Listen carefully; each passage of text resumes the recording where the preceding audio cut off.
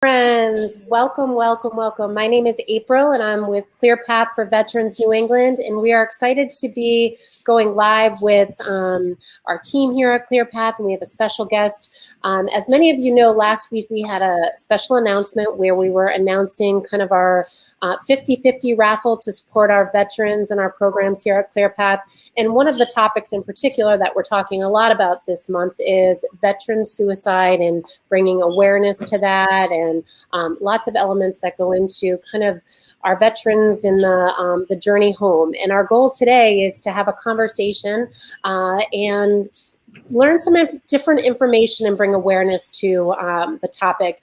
And, I think it's been interesting because as we've posted some of these statistics and information on social media, I think it's eye-opening for many, including myself, especially. So what I want to do is I want to start with introductions to our team here. We have Michael Mullen, a familiar face.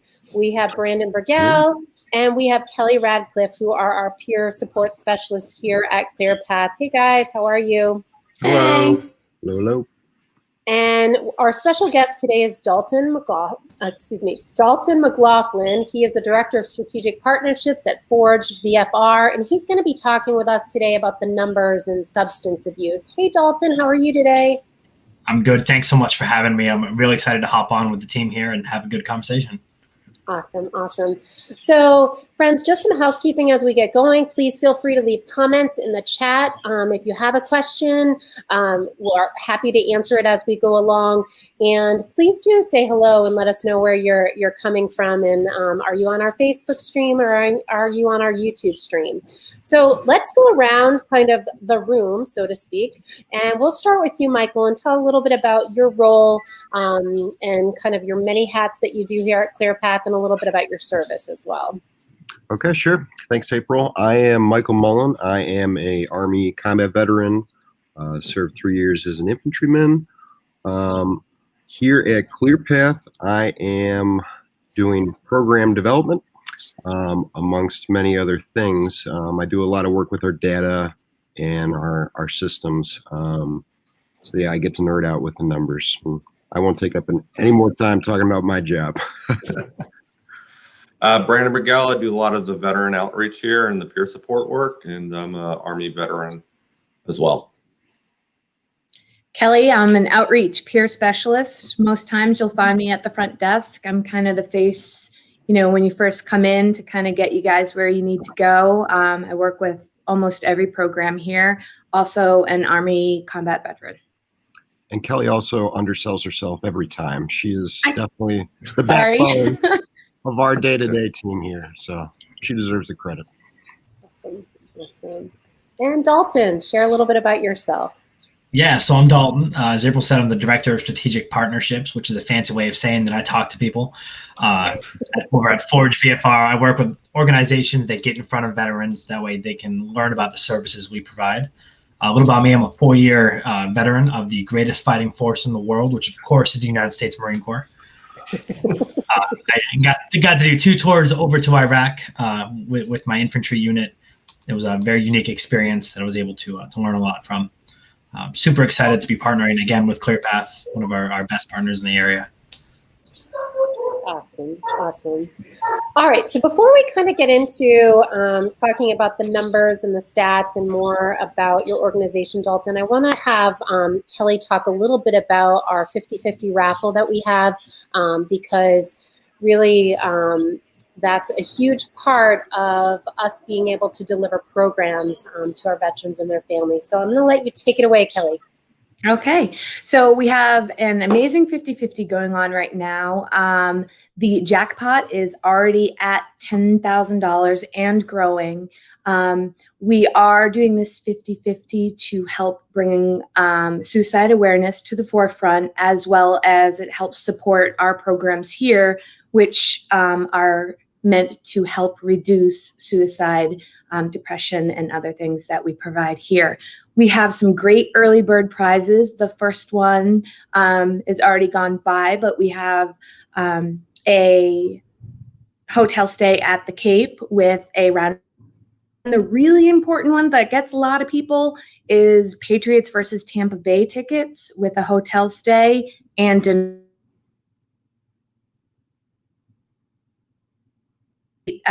program. It helps out all the veterans here at Clear Path.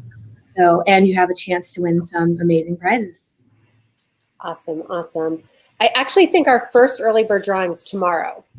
Oh, tomorrow, okay. It closes tonight at 11:59 p.m. So, but right. yes, you're absolutely right. That football game is going to be an unreal giveaway. Tomorrow's early bird prize is actually, we have some wonderful partners. We have Apex Entertainment, we have One Town Grille, we have Capital Grille, and they are giving away gift certificates. So tune in tomorrow for our live announcement of our early bird winner. I did post the link to clearpath5050.com in our chat here, and take advantage, because that jackpot of $10,000 can be yours, and that's growing. We would love to see that grow because it's a win-win for everybody. It's not only a win for the winner who gets that cash in their pocket, but it's a win to being able to support our veterans in their programs. So awesome. Yes.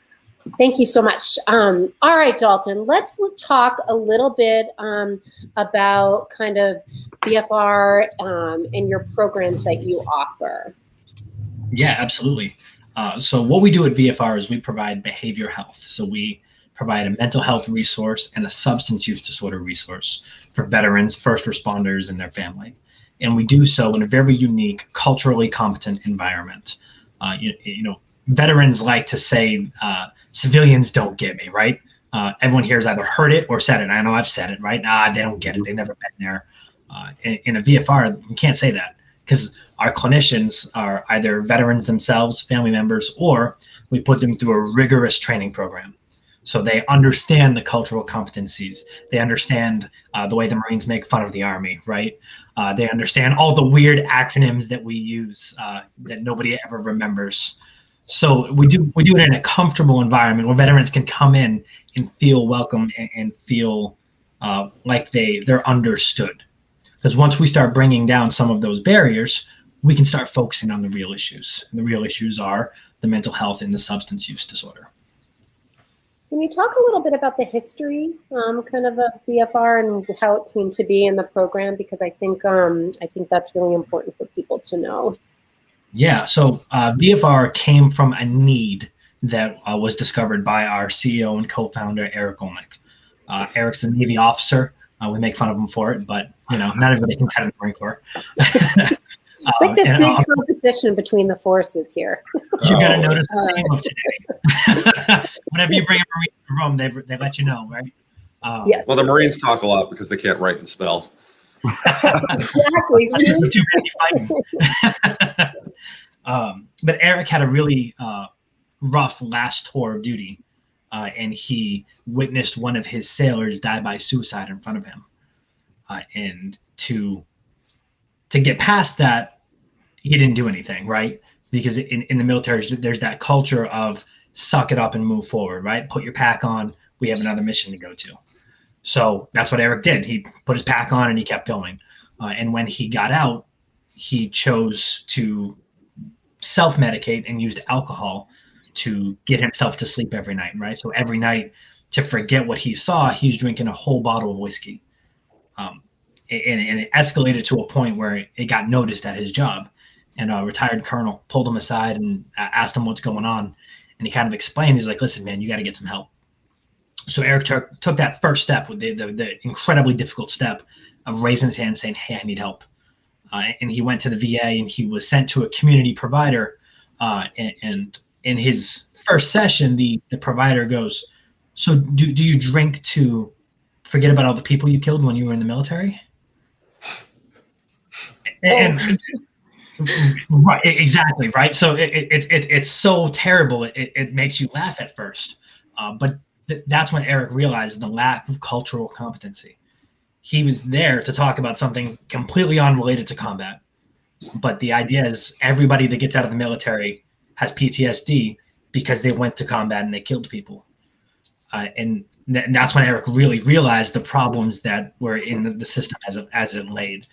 So rather than try to fight against the VA and push and pull, we decided to get involved with the VA. So Eric and his longtime friend, also Eric, They partnered together to provide a culturally competent organization that can provide this behavioral health and this substance use treatment so veterans can come and get it in a safe place. And then they reached out to the VA, and we've signed the first of its kind partnership in 2018, where we have a nationwide partnership with the VA. So anywhere the VA needs us, we bring our services. And we work together to understand the data behind veteran substance use and veteran suicide, so we can really work on understanding the problem so we can then fight the problem. And I did, friends, just so you know, I did drop the link to Dalton's website in the chat here as well. So please do check it out. And is there ways that people can support your organization? I'm just curious. Is it something where people can volunteer, or how could people get involved to help support VFR? So that's a great question. The best way is to talk about it, right? When you see a veteran that may be suffering, it's to tell them about the resources that are available and bring them to ClearPath, right? Our team is right upstairs at ClearPath, so they can come in and take advantage of all these excellent resources that are going on, and then they can stop by upstairs and talk to my team. Awesome. So why don't we, I think, as I mentioned, when we started sharing this campaign and kind of from a social media perspective of people, when we share stats about veteran suicide, it is very eye-opening. What do you think are the important statistics when it comes to kind of substance abuse and suicide among the veteran population? Yeah, that's a really good question. So the VA, just this past fall, posted the 2018 VA suicide report. They're required by Congress to do it every year. They're always a couple years behind because they need to collect all the data and then analyze it properly. And for the first time, they looked at substance use disorder amongst veteran suicide. And they came out with some really intense numbers. So a veteran that is suffering from a non-opioid substance use disorder, so that's alcohol, recreational drugs, things like that, they are 1.9 times more likely to die by suicide than a veteran that is suffering from post-traumatic stress. So a veteran that's already at that elevated risk for veteran suicide, it's 1.9 times more likely. Now, when that becomes an opioid substance use disorder, that number jumps up to 2.4 times more likely to die by suicide than a veteran suffering from post-traumatic stress. Wow. And of course, right, those are powerful numbers, but that's based on reported substance use disorders, right? How many of these veteran suicides had a substance use disorder that they weren't getting treatment for, they weren't reporting? So it's likely those numbers are actually a lot higher than what the data shows. And so, I think one of the things that's an incredible number. And I think that I know because the statistics are a little bit further back, I'm sure that the pandemic did not help situation. I mean, in your organization, have you seen an uptick? I know it's not necessarily a trackable statistic based on the Congress report, but have you seen an uptick in kind of services needed by veterans? Yeah, and I think we all have. As a country, we've seen a lot more of relapse, right? Individuals were stuck at home in their stressors. And in a lot of states, the only things that were open were liquor stores, right? So these individuals were at home. They were disconnected from their support group unless they were able to get virtually, right? Luckily, we were able to go virtually as soon as possible. But for a lot of organizations, it took a long time to get the telehealth model down in a way that's going to work. So these individuals were left at home with nothing to do but sit there and think about all the things that have happened and get deeper into their that dark place, and then start drinking more again, or starting relapsing back into the drug use. So that's not veteran specific, right? I think that occurred all over the recovery landscape in the United States, but veterans in particular. I'm sure once we get all the data and put it together, I think we're going to see a huge increase, not only in substance use, but I would guess that there's going to be an increase in veteran suicide numbers from 2020 as well. And so let's talk a little bit about kind of the collaborative effort between ClearPath and also VFR. Let's talk a little bit about those programs and kind of what we're working on to help our veterans. Yeah. So I'll let ClearPath start with that. All right. Thank you, Dalton. Yeah.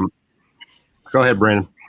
Yeah. So really the big collaborative is BFR really covers our clinical mental health side, so it really gets the veteran in front of the clinician that he needs to see.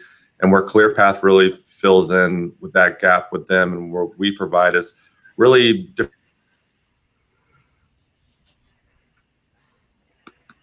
in your community and trying to get the veteran out of isolation.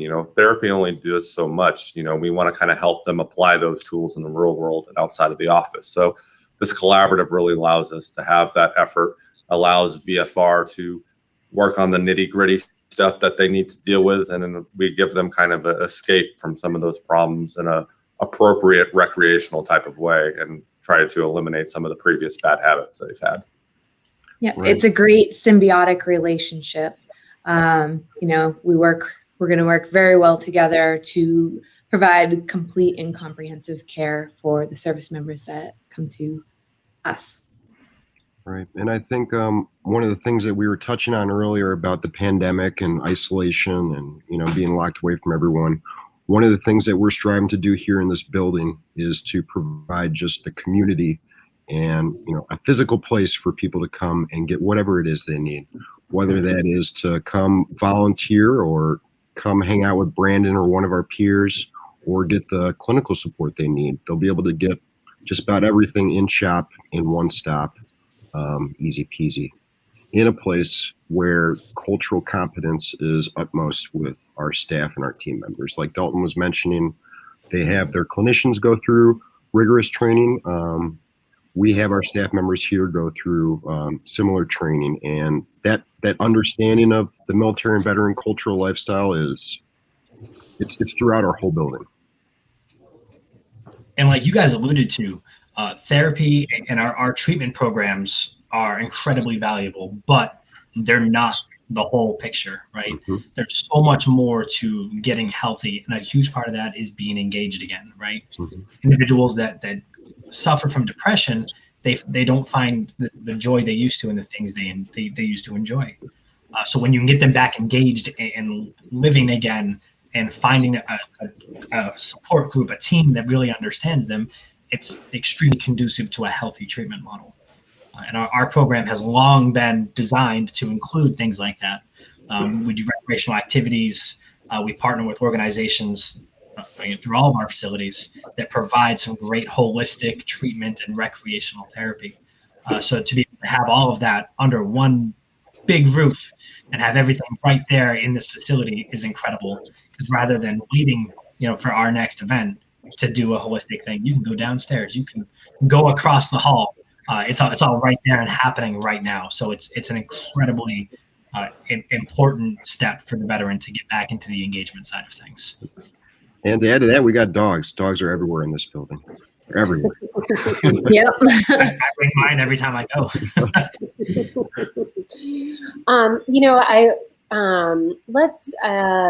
What should people be aware of the signs, right? So, I think you talk about depression and we talk about people being isolated, but if you have a loved one that's depressed, I think sometimes people don't recognize all the signs and symptoms and where they can offer some help and say, hey, you know what, it might be time to have a conversation with somebody. So can we talk a little bit about what people should look for? And I will make sure to drop all the links for people to get in touch with us as well. Yeah, there's a ton of signs and symptoms, and I think one of the easiest ways to put it is if you notice a difference, right? Somebody they're a little more reserved, they're a little less engaged in things that they used to enjoy, and the important step of that is to ask the question, right? People get really scared to ask that question. Like, are you okay? Are you contemplating suicide? What can we do to help you? Because they think it's gonna push them over the edge, and that's not the case. Generally, they're waiting for somebody to ask them because they don't know how to get the help they need. So if you notice a difference with the loved one in your family that isn't quite acting the way they used to, ask them how they're feeling. Ask them what's going on. They might not be able to talk to you about it, but they can I don't know, things are hard right now. And that's a first step, right? That's the admission that maybe they need a little bit of help. And then you can bring them to a place like ClearPath, where they're coming in to play with dogs. They're coming in to do yoga. They're coming in to do something that isn't traditional therapy. And then they can get pulled into the treatment models that they need. And I always say, listen to them, because a lot of people will say, and they'll kind of joke around about it, but like, I wish I was dead. But those are things that you should always take seriously, because by making a joke about it, they're able to get it out there, and they're actually asking for help, but they're not quite sure. Like Dalton said, they're not quite sure how to do it. So sometimes it will come out in jokes and stuff like that, and that should always be taken seriously. Awesome. And I think Susanna saying thanks for getting this information. I think one of the things too that the community can do is share on social, even if you don't necessarily know somebody that's directly affected with depression at this time, but share. The more that you can share, those people that are in isolation might see this, and you could change that, make a difference in a person's life. So I think it's really important to, whatever you can do to pass the message along is very helpful. All right, so as we kind of, this was great, lots of eye-opening information. Let's talk about some final words. So what is one of, Dalton, for you in sharing your message today, what's one of the most important things that you want people to know about VFR and the programs that you offer, and how we can help you? Yeah, most importantly for all the veterans that are out there, the help is here, right? There's tons of programs. There's everyone out there that wants to help. All you got to do is raise your hand. And we're standing by on our facility in New Hampshire, as well as our facility in Devens. Our teams are ready. They're here to help. All you got to do is that.